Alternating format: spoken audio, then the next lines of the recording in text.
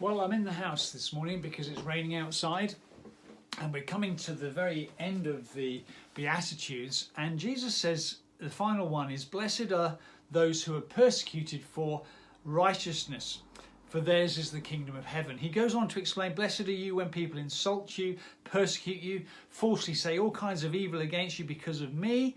Rejoice and be glad," he says, "because great is your reward in heaven. For in the same way they persecuted the prophets who were before you."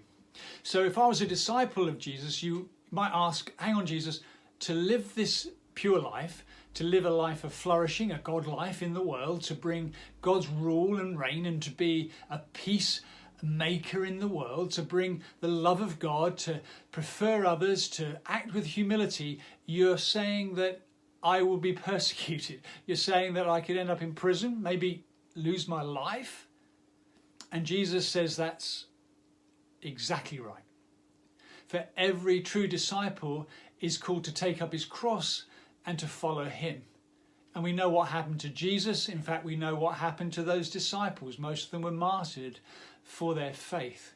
Heather and I begin each day when we pray, praying along with other things for the work of Open Doors, a charity which is there to help those who are persecuted. And we do so remembering our brothers and sisters across the world who every day are facing horrible persecution. People like Esther, abducted by Boko Haram and beaten for her faith and standing firm in her faith. These people inspire us and help us to know how to pray, but also remind us that we too are to live a life which is different from the world and a life which will be persecuted.